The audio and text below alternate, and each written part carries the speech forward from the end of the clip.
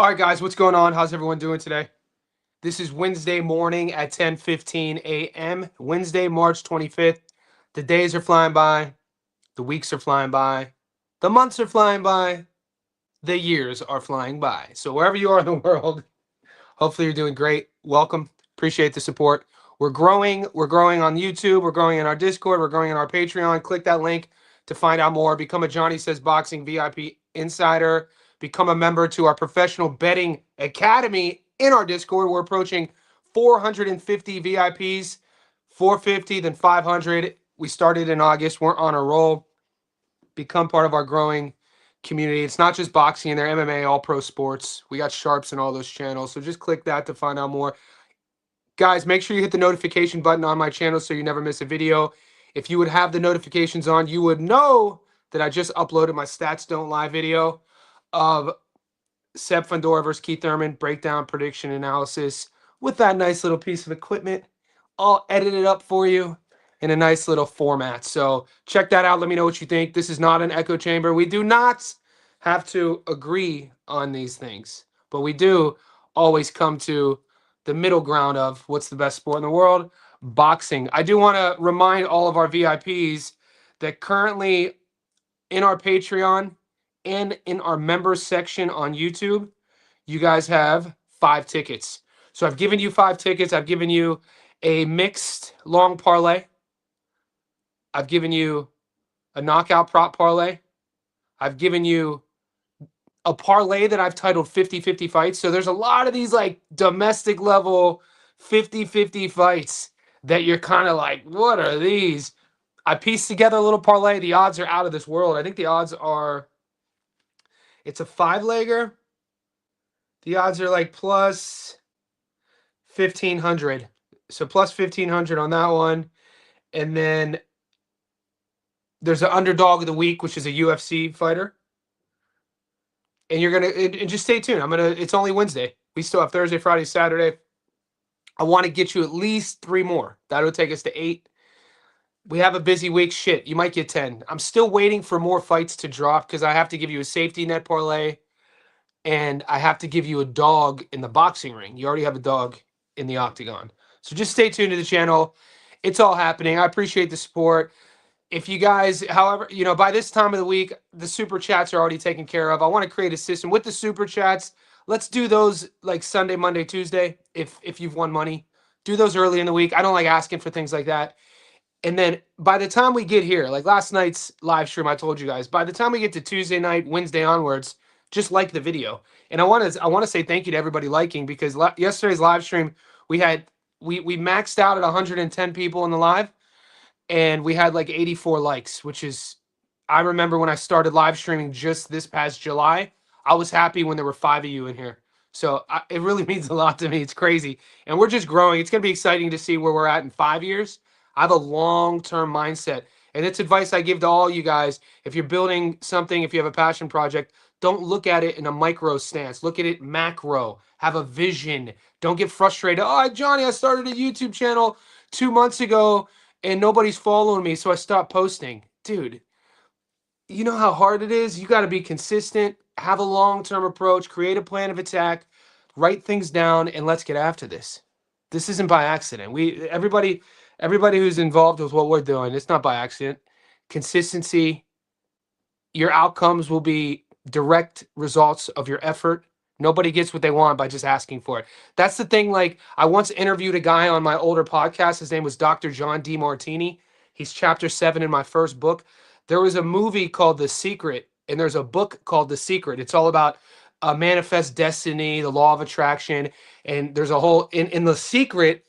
Dr. John DeMartini's featured. I interviewed him in person as well, and we were the whole chat. We were talking about one of the biggest misconceptions about getting what you want in life is like you get these woo-woo gurus who say, just ask the universe, just manifest it, do a vision board.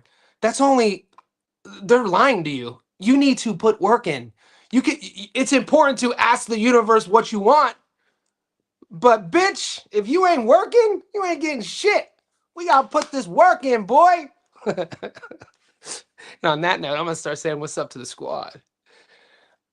Supreme says, Fundora for the stoppage after the 5th. Keith will move and try his trick boxing until fatigue kicks in. Hard uppercuts may lead to a cut followed by, you have to show me something. You gotta show me something, champ. Gotta show me something, champ. May sprinkle a little something on Keith, 1 through 6. Wild overhand right. I mean, Seb got a chin, man. People act like Seb don't got a beard on him.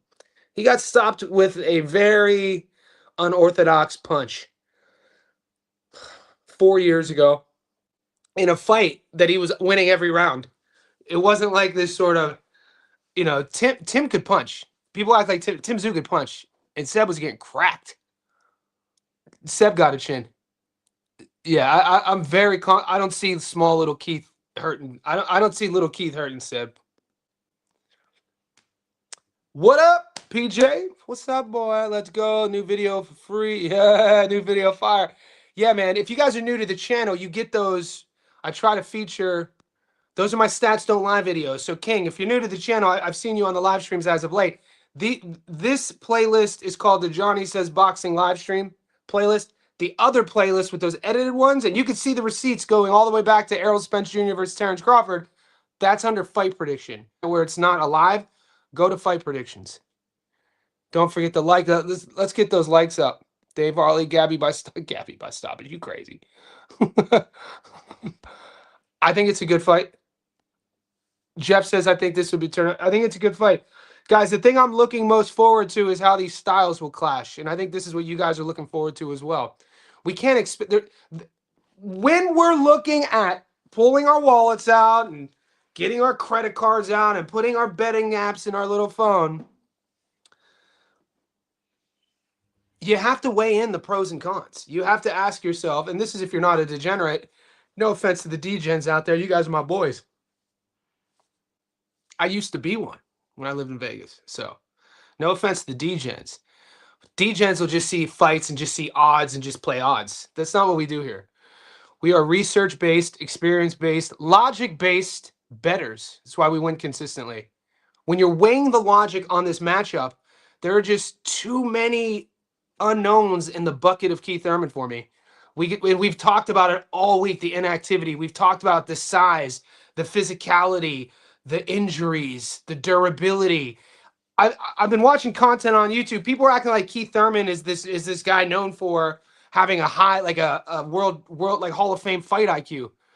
No way, dude. Keith Thurman's legacy when he was at his best isn't a guy who was known for that. His legacy is a guy who is super athletic, a good counter boxer, relied on his athleticism, relied on his power and explosivity, all that stuff in a smaller division. And then his legacy will also be written, in my opinion, in this generation, the biggest what if. He was never the guy. The guy at 147 was always Errol Spence Jr.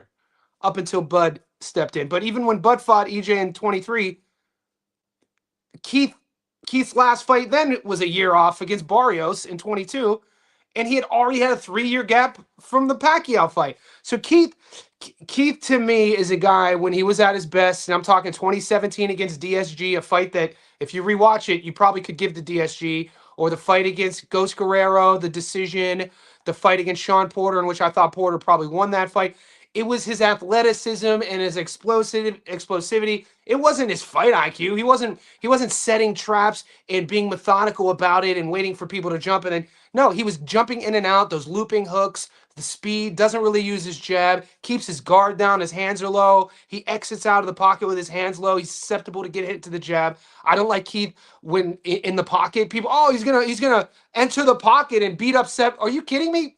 Keith doesn't like fighting in the pocket.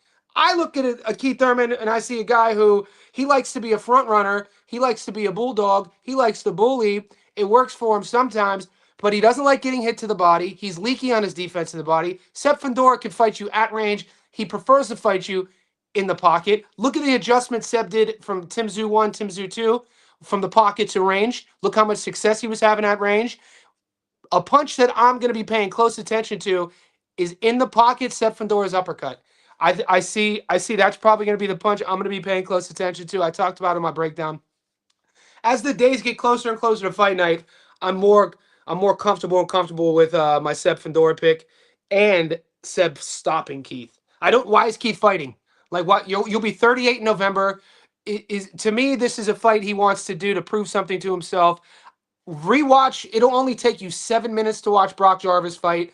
That fight, Brock Jarvis started his career at 126, by the way. In my video, I said 135. I looked at the box rec, 126. He fights Liam Perro. Where did he fight Montana Love at? Was that at 135? He gets stopped against Perro 140, and then he balloons up to 54. And Keith Thurman, it's politics. Let me go to Australia. I want the Tim Tszyu fight. Let me fight a fight at junior middleweight so I could tick that box. Keith didn't. I mean, Brock Jarvis just stood there the whole time, rounds 1 and 2, and Keith, he didn't look great to me. I mean, Brock just being on the ropes and getting hit like that, that's hitting a heavy bag. How he was moving rounds 1 and 2, it looked to me he lost a lot. Hemp in the house. Do I think Brian Mendoza beats Tejas? No. No. I don't think he does. Brian Mendoza is tough, though. I like the distance in that fight, probably because, Brian Mendoza is a bigger dude, 32 years old now. Tejas coming off, look, this is a 10-round fight. I was thinking about this. If this fight was a 12-rounder, I would say it was more of a 50-50 fight. This is a 10-rounder. We watched Tejas fade against Abbas Barao. He got back on the winning track against Kendo Castaneda. We know Mendoza recently went down to Tijuana or Michoacan, somewhere around there to get a little stay active, stay busy fight, like a get back fight. I don't know, man. I think Tejas' issues aren't about like him as a boxer. I think he's a better boxer than Mendoza. His issues are gas tank. I know I've been looking for the dogs and they're tempting. And guys, the odds, and I'll bring them up in a second. The odds makers are tempting us. I do have a dog on a parlay, by the way, in the UK. I'll show you. Let me catch up to everybody.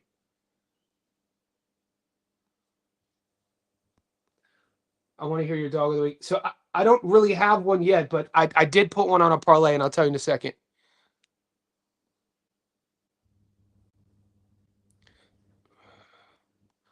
Keith said he was emotionally eating and starting raw food. That ain't good. That ain't good. Rehan Station, bro, just crossed 10K again in winnings. Another donation video coming. Appreciate you, man. Appreciate you. Rehan, okay. I do want to mention this. So this is my boyfriend. I know you on Instagram. So Rehan Station, and guys, this is for all of the people out there who are going to hate on you in your life. People, maybe it's your girlfriend, maybe it's your roommate, and they're like, "Why are you gambling? Gambling, you always lose." That's not always the case. If you do it strategically, if you do it smart, if you do it wise, if you have boundaries, if you have systems in place, you could win money on gambling, on betting on boxing. And I have proof because Rehan sent me a video of him donating a $15,000 check to a gentleman on his campus. This is real rap. This brought tears to my eyes, man. And I want to figure out how we could create content with this because I messaged you on Instagram and I told you, and I said, I was like, I want to sit with this. You sent it to me on Friday. It was him giving a check.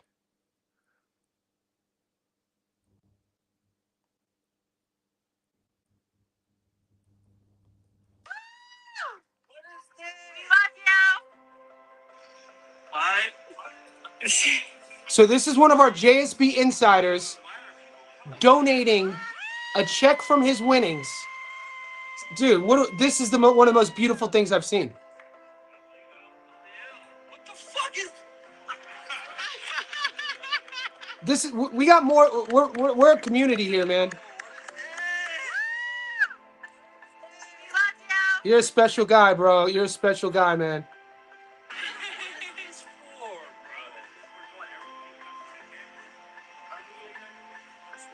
How amazing is this, dude?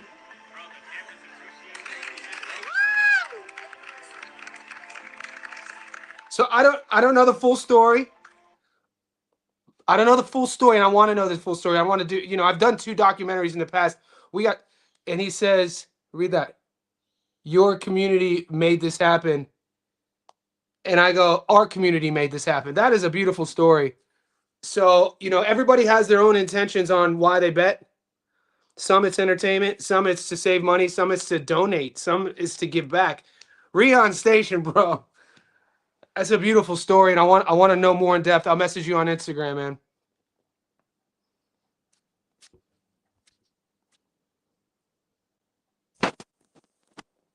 Long live boxing. Dude, our group, our Discord's off the hook, man. Our group here. Okay, I'm gonna start catching up. I'm on the beach in paradise, about to watch the sunset. I'm listening to JSP and some shit don't change. Guys, this is amazing, man. Enjoy your time at the beach, man. We only live once. Life goes by too quick, man. Put your feet up. Put your feet up. Love yourself. Okay, so I think I'm gonna catch up. Moses. Everyone's talking about Moses now. Moses and Keith. Keezy's in the house. Long live boxing. Yeah, shout out to Rihan Station. All right, I'm gonna pull the odds up, guys.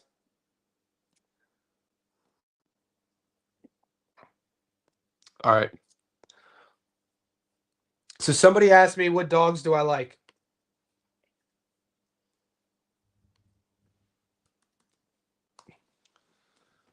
Google.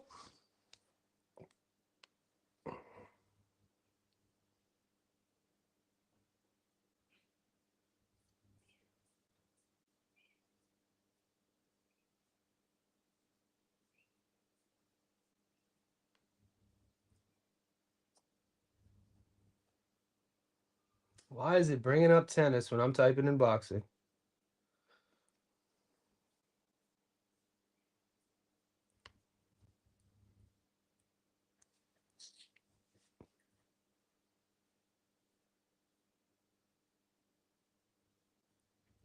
Okay.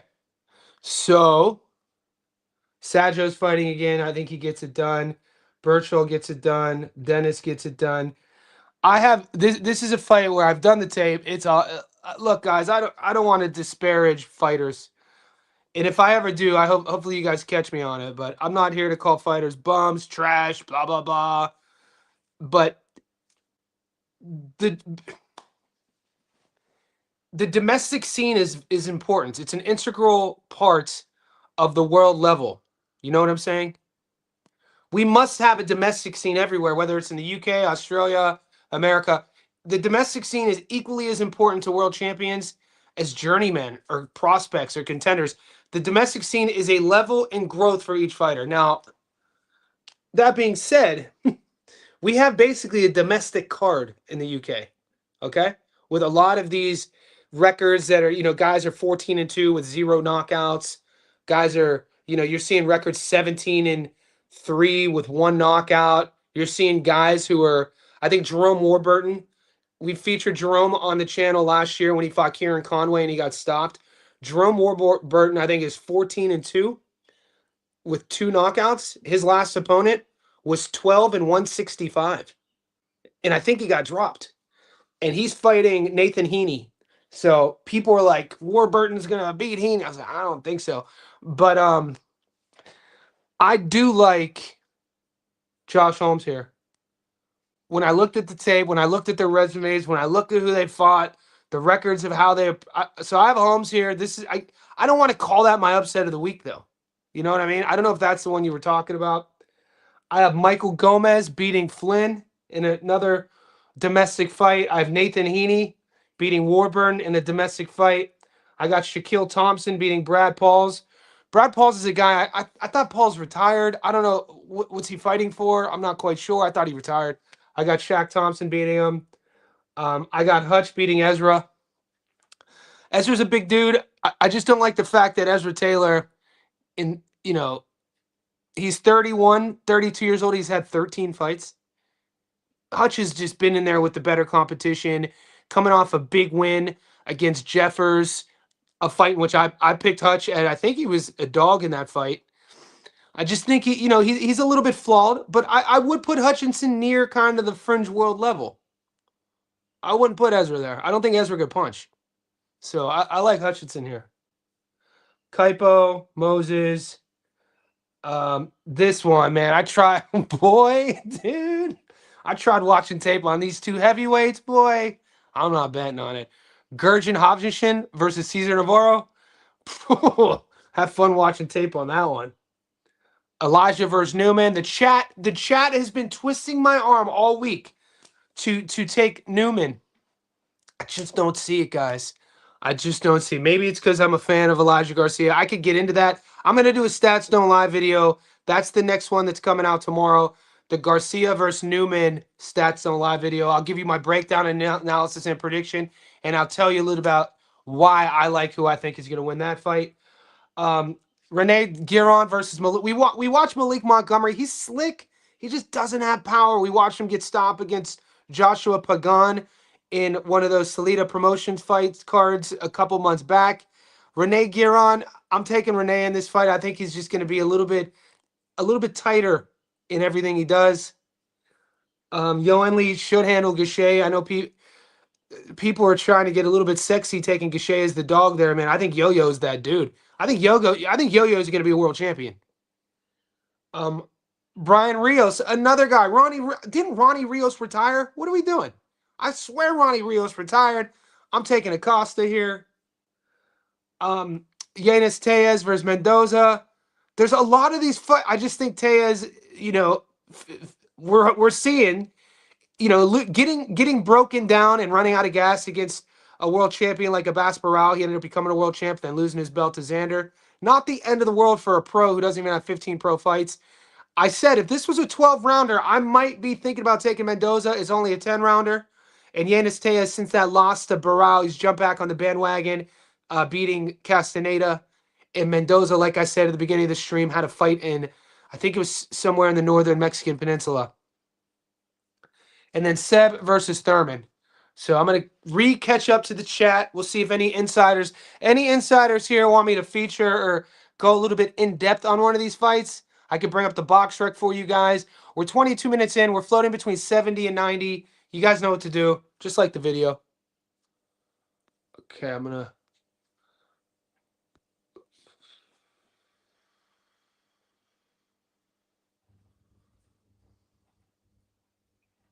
Oh, the phone.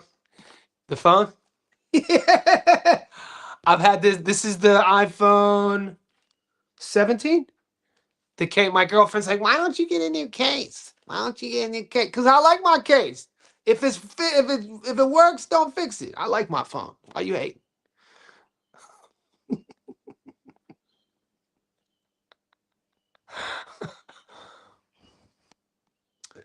We call them the art Ashers from Spartacus. Respect all modern day gladiators, even on domestic. Nice. Yeah.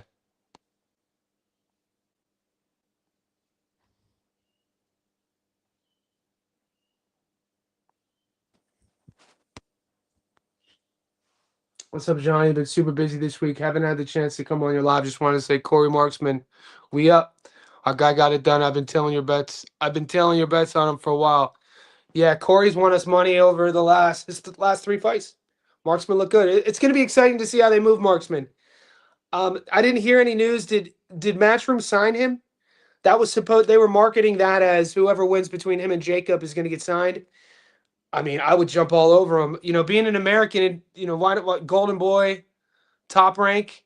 I know Golden Boy just signed a multi-year extension with DAZN. I know Top Rank just signed a multi-year extension with DAZN. This is awesome news. We know about Matchroom's deal with DAZN. Yeah, it's going to be fun to watch how they move Marksman. He's only 26, 25. Fun guy. Skilled fighter. No, never. What's up, kid? Moses 6-10. I think Moses has gone 6 rounds twice.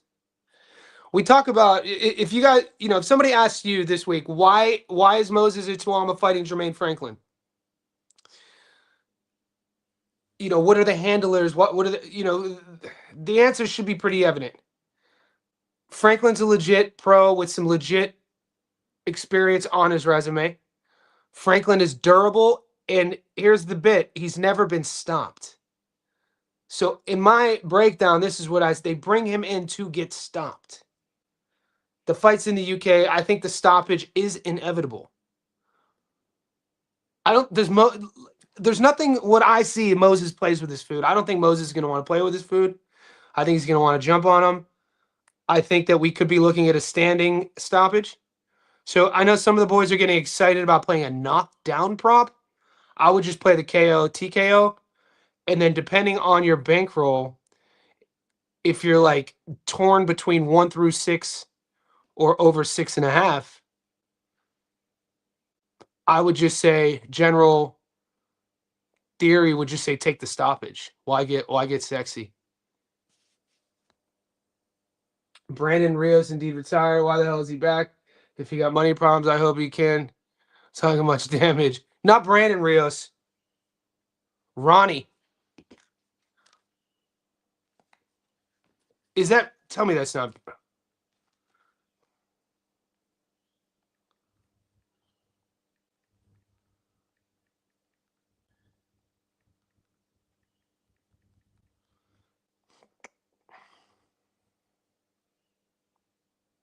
Yeah, Ronnie's 34-5. Of his 5 losses, he's been stopped 4 times. He hasn't fought since he got stopped against Nick Ball in 2024. He got stopped against MJ in 2022. He got stopped against Hovanesian in 2018. And he got stopped against Castellanos in 2014. Yeah, so I thought he was done. He's fighting again. Ronnie Rios, not Brandon. Is the news true that Berlanga and Hitchens are signed to Zuffa? Let's check it out.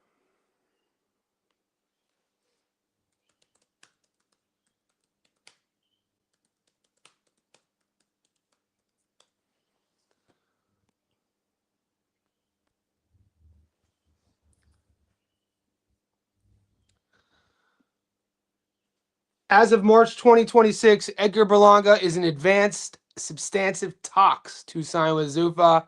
Hasn't signed yet.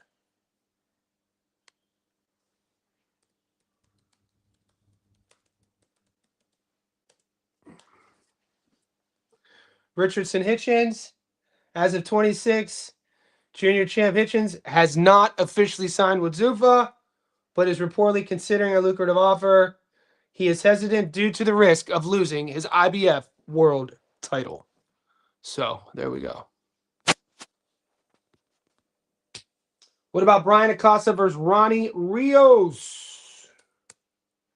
I'm taking Brian Acosta in this fight, but I'll show you why.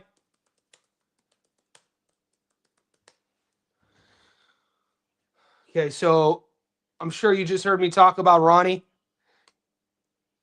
Ronnie's coming off of a retirement. Why? You know, you got to ask yourself, why are you fighting, mate? You know what I mean? We haven't seen him since he got stopped against Nick Ball. This is who he's fighting, Brian Acosta, 20-2.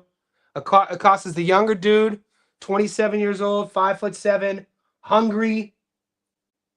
His last performance, though, Sagawa.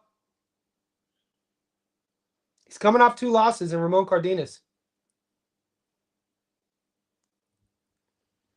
I like Acosta to get it done, believe it or not. 2 losses in a row.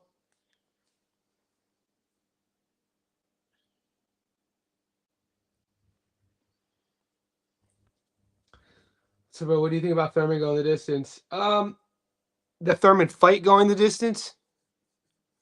I don't think it goes the distance.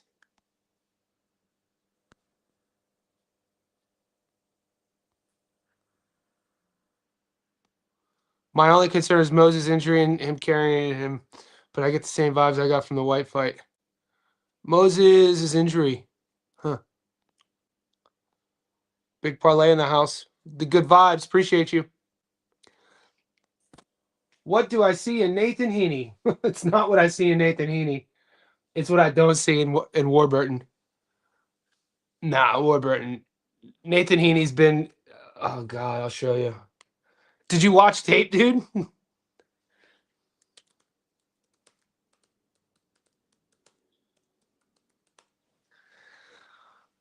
Yeah, I taped Warburton last fight. I was like, never again. I'm never watching. I'm never doing it again. This is Jerome. 16-2. 2 knockouts. 30 years old.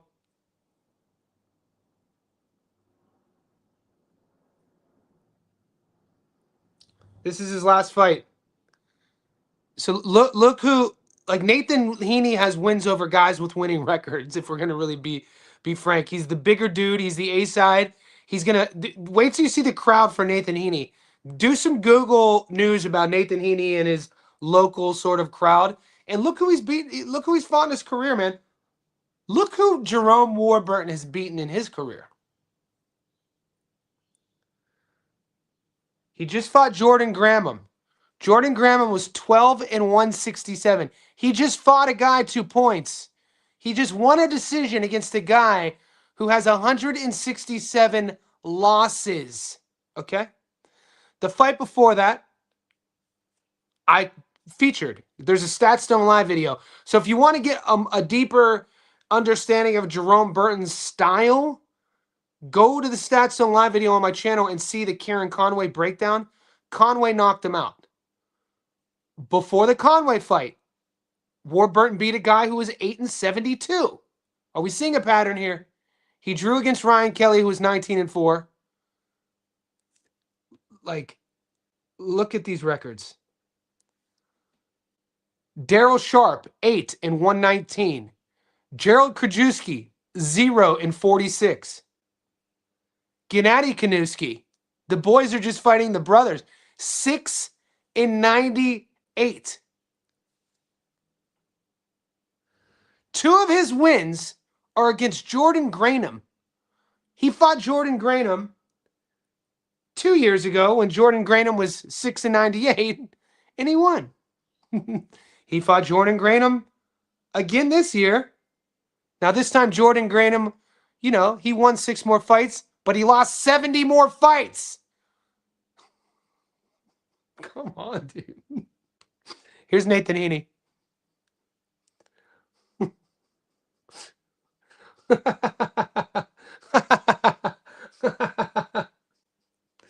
Come on, Nathan Heaney. Dude, BoxRec is suspect.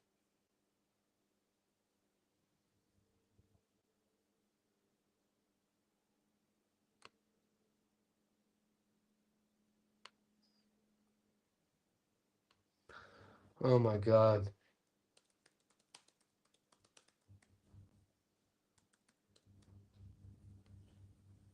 Here's Nathan Heaney. Here's who Warburton is fighting. Heaney's 1901. He's 6 feet tall. He's 36. Warburton's 30. One's an orthodox fighter. One's a southpaw. I don't think Jerome Warburton's really a boxer, guys. Nathan Heaney.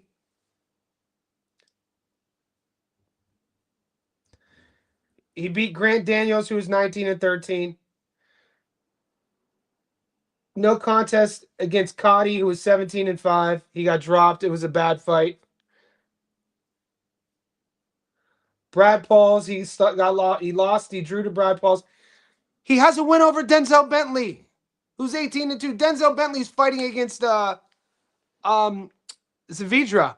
I think Bentley will lose, but guys, don't be risking your bank account on these fights. Please don't. Please don't. Jerome Warburton. Do what you know what? Do what you want to do. What's up, CEO? Everyone who watches needs to join. A lot of us are in the Discord, man. This is the best promotion you could ever have. The best $5 I've ever spent. Appreciate you. Like the video, boys. Why are you betting on Heaney? The Cotty no time. You got beat up and stopped and it got overturned. THC. I know Warburton got one. No way, dude. I think we already talked about it. No way, dude. Was Murphy versus no? Not a hard decision at all.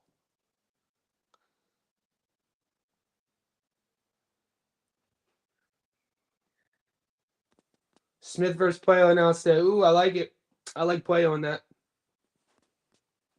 I appreciate you answering my question. Yeah, all good, Soriano. Who do you find a tougher opponent? What? Fucking Ezra. What, dude? What are we talking? Dude, Jerome Warburton. Oh my God! Have you guys not seen him fight? He's just everything's just slow and methodical. Jerome fights like he's fighting underwater, and you guys are putting me in a position to be a dick. I'm not being. I don't want to be a dick, but like, did you not read what I just told you? Did you? Are you guys not watching tape or not? Did you not watch anything?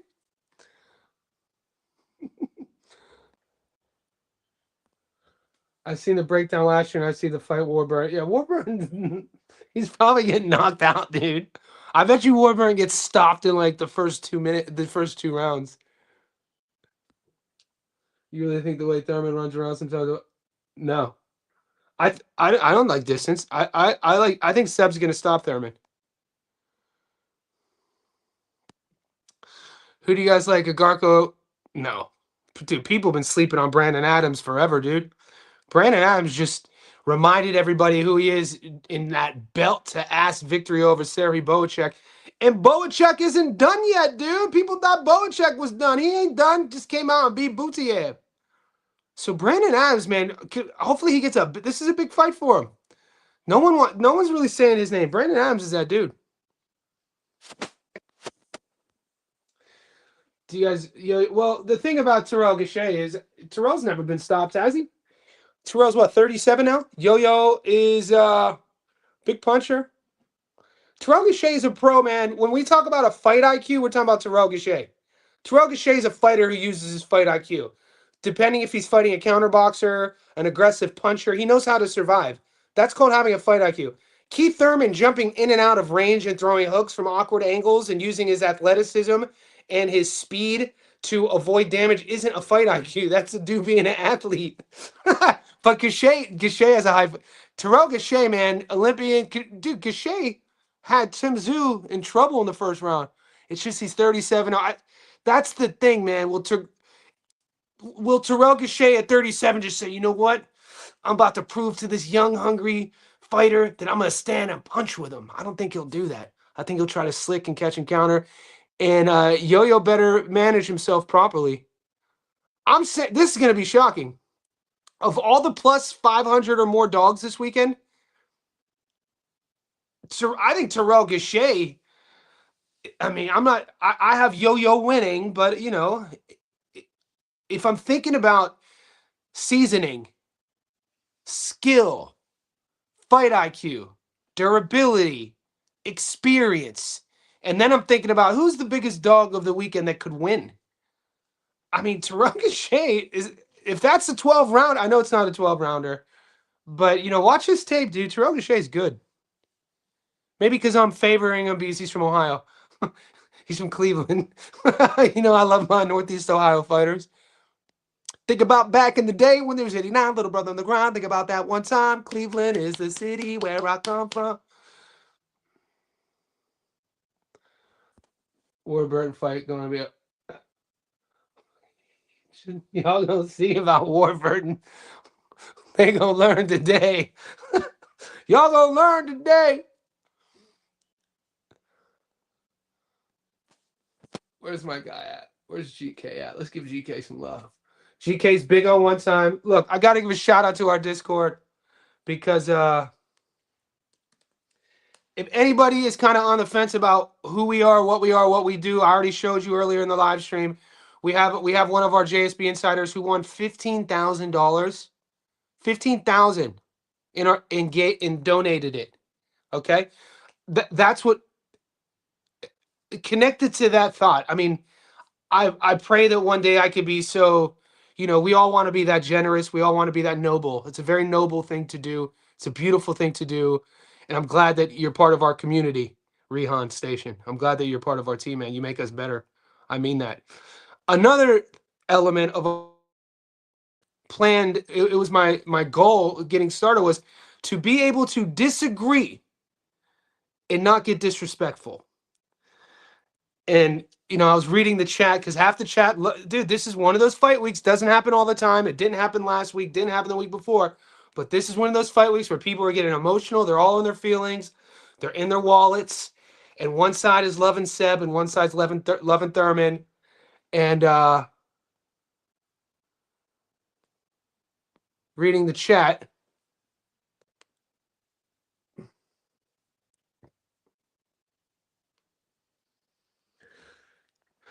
You know, I just wanted everybody's being real, you know, being gentlemen. We don't have to agree. We just don't, you know, I don't want you being a dickhead.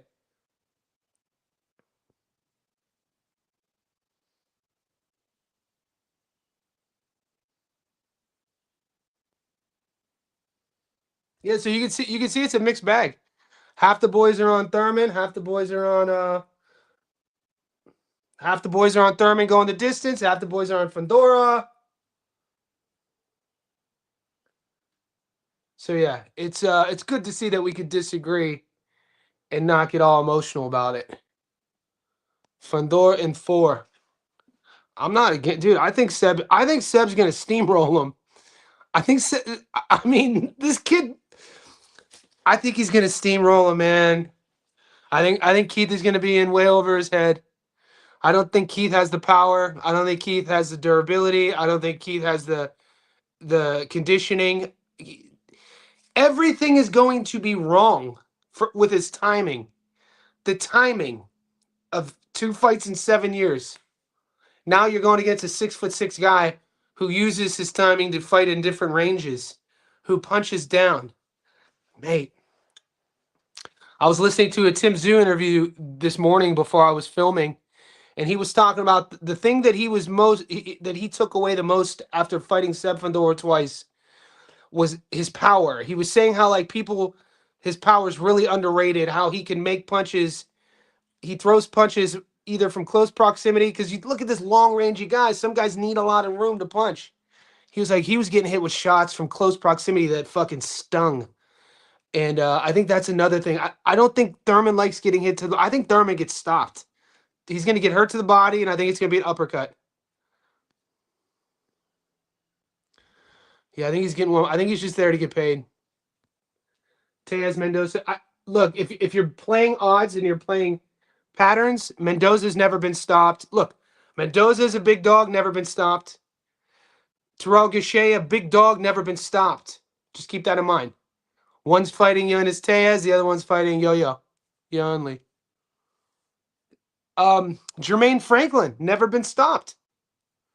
So this is also, if you guys want to do a pattern parlay, call it whatever you want. I mean, I have Moses stopping Franklin, but he's never been stopped. But I think that's why they're fighting him. I think that the exact reason they're pulling Franklin in is because they want to use that as leverage moving forward to hit the world level with some momentum. Hey, man, we just beat this true pro, this big old durable seasoned veteran who's never been stopped, and our boy just starched him in 2 rounds. We up next. You know what I mean? So I think that's why that fight's going down.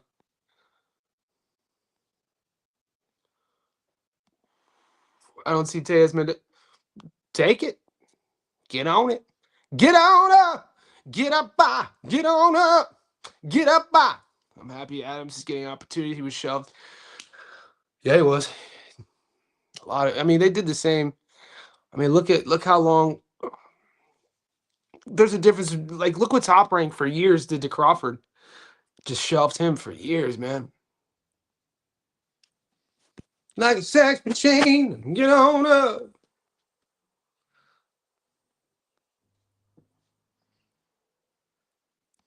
Warburn looks explosive to you. Whoa. Take him then, brother. Damn, I would never, if there's one adjective I would never use about Jerome Warburn, it would be explosive. Warburn looks like he's fighting underwater, dude. I think Gausha is being done wrong. He's always loses close fight. Terrell Gausha is the American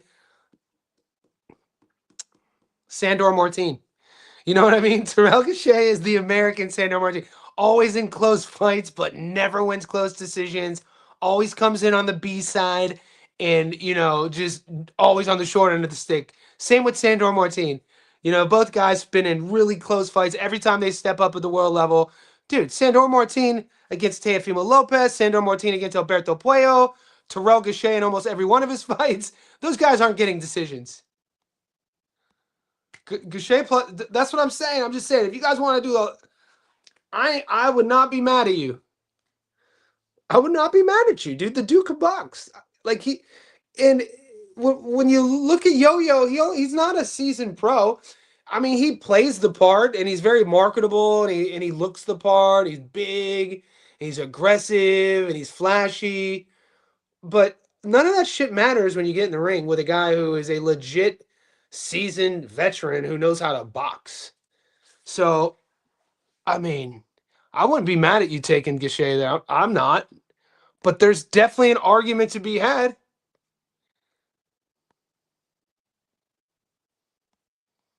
David, we always got these weeks, David, don't we? We always look, and David, I appreciate you sweating. I'm sweating the Warburton guys. We watch too much boxing when we're sweating a Jerome Warburton and Nathan Heaney fight.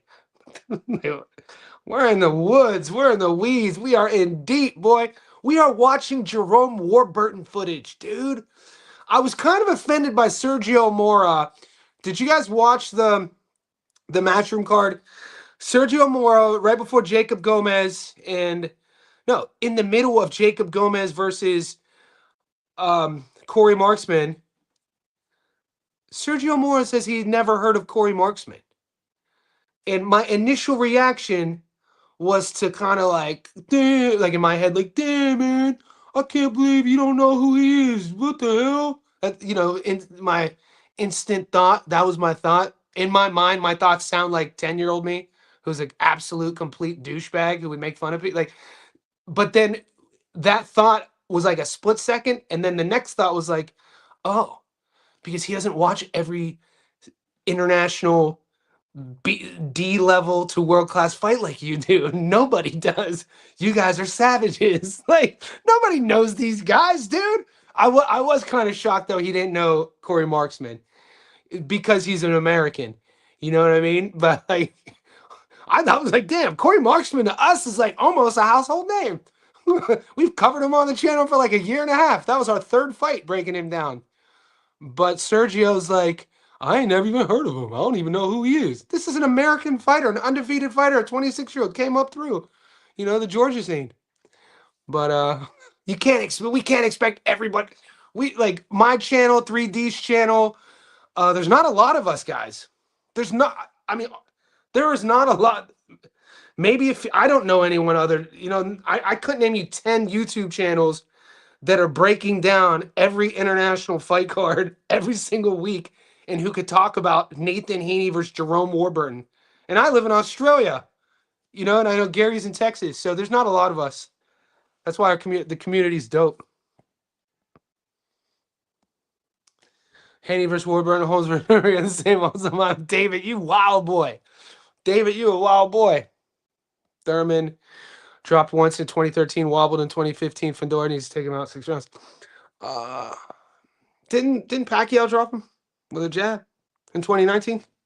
Didn't Pacquiao drop him with or am I tripping? Told you about weak body Keith. Glad you're on season. I do, Fresh BX. I do. Top Dog. What's up, Top Dog? Appreciate you. Appreciate the support. Top Dog, because of you, and a couple others, I think we have about 5 ladies in our Discord. And I grew up in a house of women. I mean, granted, I have my pops. My dad was the lion. And then my mom was the lioness. And then I have 3 sisters. And I'm the only boy. So my father raised me, Johnny Event. My two of my sisters were older than me. And I was a great athlete. I had my college paid for due to sports and scholarships. My 2 older sisters were better athletes than me. So when I was at a certain age young, my middle sister used to beat up dudes for me. So I was raised by a father to respect women, to protect women. And so in our Discord, every now and then, the boys try to act up. So I got you. Every now and then, I got to remind everybody, hey, boys, we're approaching 400. We have almost 500 people in here. There's women in here. Act as if your mom was in here. Act as if your girl was in here. Act as if your sister was in here. So this is how I live my life, though. So you bring to the team some class. We appreciate you. Boxers don't have health insurance. How many surgeries do you? So I know on paper. Well, hold on. Boxers, you can have health insurance. There isn't it's not like the NFL. It's not like a team sports where there's like a unified insurance thing. But I'm sure he has health insurance, dude. He's made good money in his career. Elbow, bicep, wrist, hand. I know at least 4 surgeries. And that's just public. Those are the public ones. Let's go, Johnny. We have about 8 to 10 weeks of left. Brother, we have 8 to 10 weeks. This is what we do year round, big dog. We have life. We don't have 8 to 10 weeks, Sal. We have life. Hey Johnny, we have about our lives of fight weeks. Our whole life is a fight week. I love it. In my opinion, I said for Boots Stanionis, in order for Franklin to not get stopped, he gotta be made of vibranium. Ooh, drop a vibranium on that ass. Maybe no distance. Everyone hate Keith. You think everyone hates Keith? No. Hold on. What do you mean everyone hates Keith? I would disagree. I like Keith. I mean, I'm just not betting with my heart. I'm betting with my wallet. I don't know anyone who hates Keith. If at least what I'm reading in discords and in boxing forums, people hate Fundora for some reason. Like Seb Fundora is a guy that you would want your little son to cheer for. This is a dude who's I talked about it yesterday on a live stream. Educated, reads, well-spoken, family man, God-fearing man, doesn't party, doesn't do drugs. Like he's like a samurai. I think people hate on Seb for some reason. I think Keith Thurman is adored by the boxing community. He's like well respected by the media. Everybody I've spoken to or knows Keith always speaks highly of Keith Thurman. He's one of those guys that'll probably be more loved when he retires. And it's unfortunate that, in my opinion, that his legacy as of now is more of a what if rather than what has been.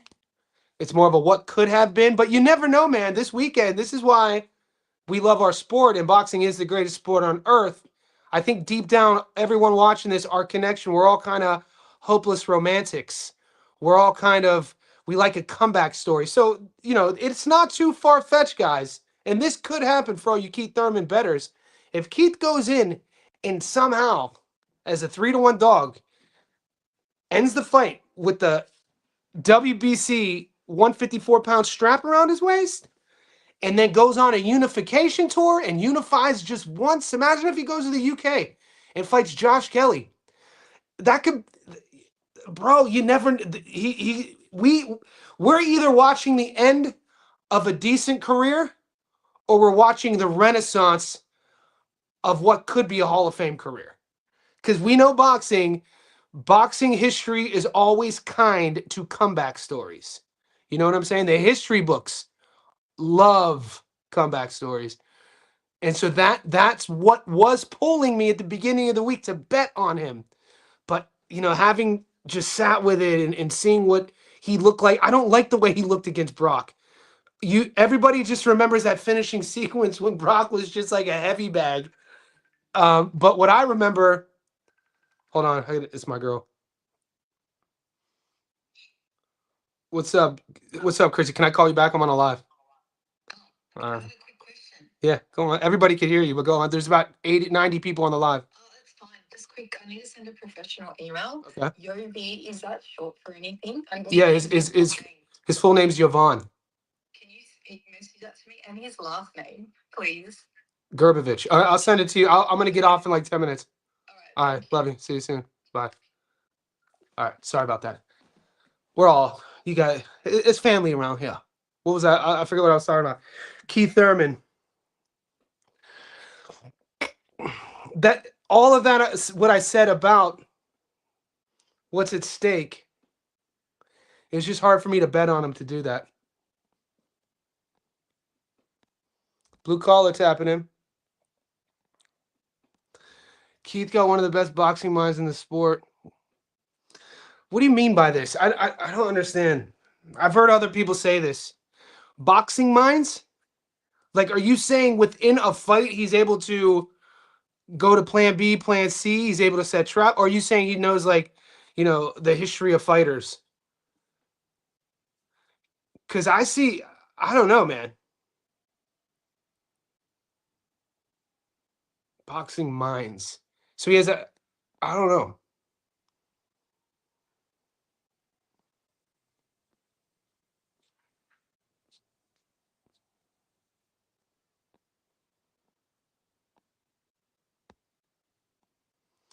So does Inferno have a glass jaw? No, not at all.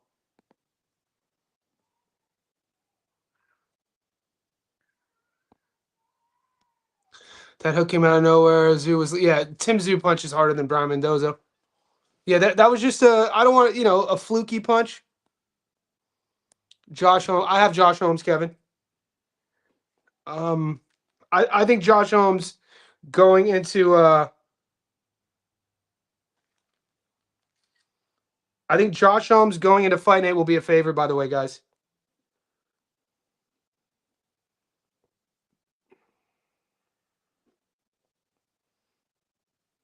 Give me 1 second.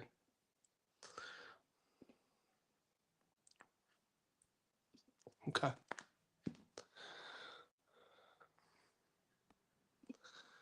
No, I don't get to bet on the PFL, but my buddy from where I come from fights in the PFL. He got knocked out against his last fight. He got head kick knocked out against Fabian Edwards. Dalton Rasta, he's a buddy of mine. I know Dalton's fighting coming up.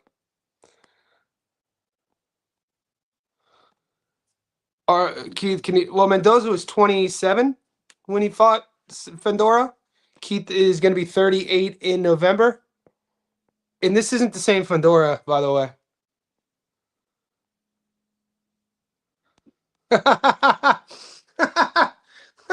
Yeah, Keith is. If Keith is not a Hall of Famer, by the way. Keith is not a Hall of Famer at all. I don't even. Keith would have to beat Fundora and defend his belt a couple times. If Keith ended up putting somehow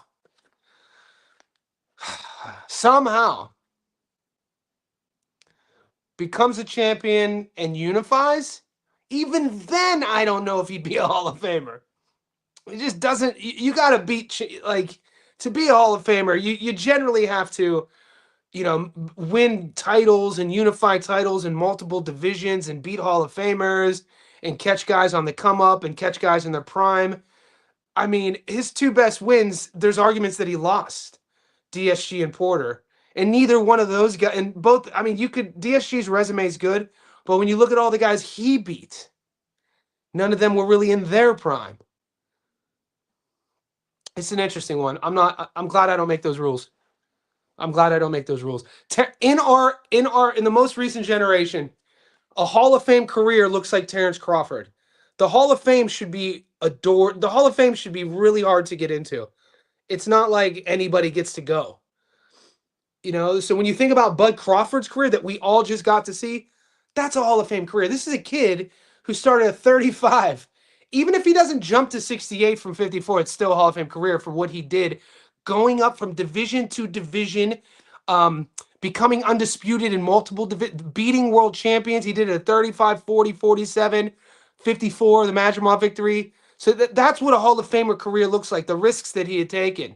And then not to mention the Canelo fight, say what you will, not the best Canelo. You can't control when you fight these guys. But I know damn well we haven't seen in our day, in our era, somebody doing that. And so, Manny did it in 8 divisions. Oscar De La Hoya did it in 6 divisions. 6. I think Oscar might be the only guy to have done it in 6 divisions. One of my all-time favorite fighters is Oscar De La Hoya. You tell me Keith Thurman is a Hall of Fame? Come on, guys. There's no shade. Did he have Hall of Fame potential? Wasn't he Fighter of the Year in 2015, or he was Prospect of the Year? That's a different story. I'm worried about Keith's legs.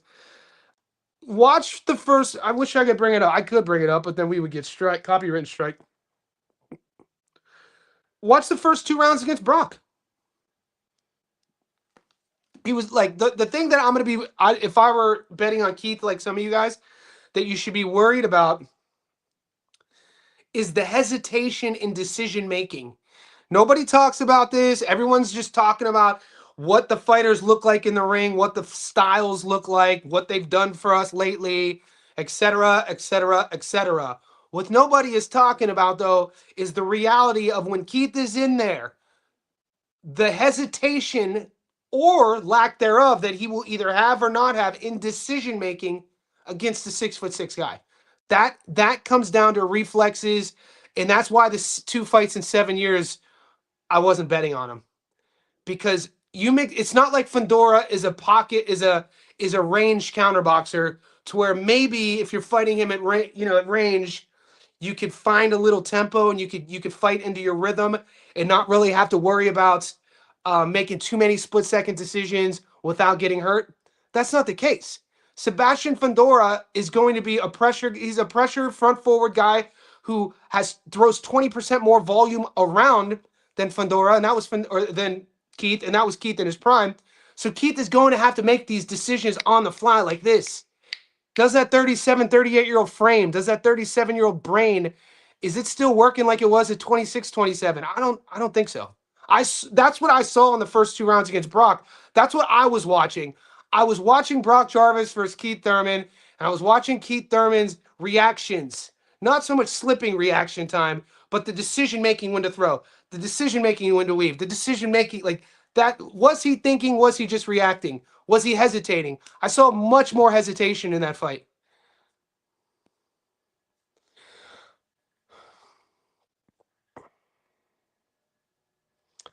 Oh, okay.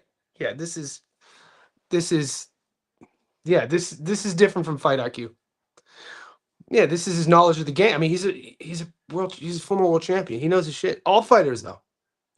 It's just some fighters can't articulate it. So Yo-Yo will be the first fighter to stop Gachet. Get after it. Get after it.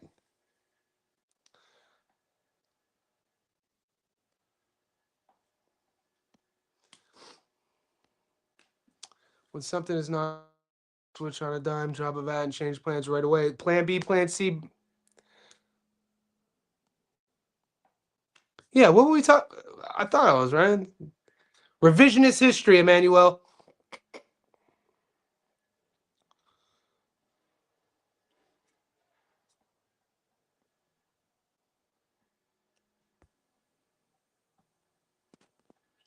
Oh yeah. You don't think Bud's the standard? Why not make Bud the standard? It'd be good for the sport. Why not make Bud the standard? That's the standard I want my fighters. Multiple division world champion. And I don't even care about the undefeated bit. How he operated. That dude wanted smoke all the time. Mean. How he fought. Skilled. Technical. Smart. Could be aggressive. Could counter. He would travel. Nobody talks about that. This dude had to go to the UK multiple times. He went into Ricky Burns' backyard to take his belt from him. You know how hard that is? Ricky Burns was a dog.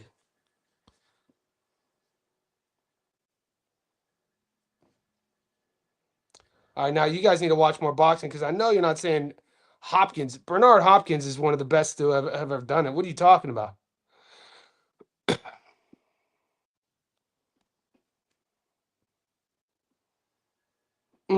I'm not mad at that statement. I have no idea Kelly's. Yeah, he just fought.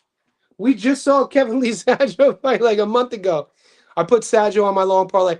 Guys, stay tuned. If you haven't caught my Stats Don't Lie breakdown of Fondora and Thurman, it's up now. I'm going to be releasing Elijah Garcia and Kevin Newman. No one's talking about this fight. It's one of my most looking forward fights of the weekend is Elijah versus Kevin Newman. It's intriguing.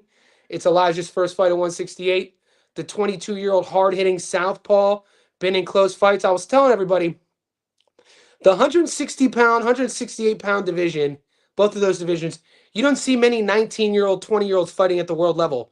When Elijah was 19 and he knocked out Armando Resendez, and now Armando Resendez is a world champion, and then like they threw Elijah in there with Terrell Gachet. They threw Elijah in there with Kyron Davis. Elijah Garcia is still a kid, so he's an exciting prospect, contender that I always watch, and I'm excited to see what this new weight class, what he looks like. Kevin Newman, 32 years old, not much on him. I know a lot of people think Newman is going to beat Garcia. I just don't see it. We'll see. I'm still trying to find some tape.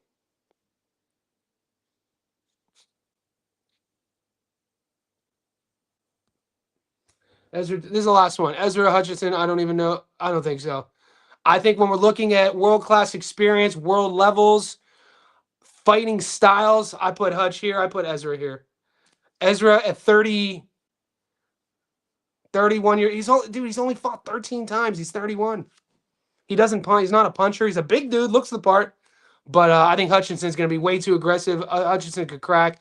Been in there with the better opponents. I wouldn't overthink it.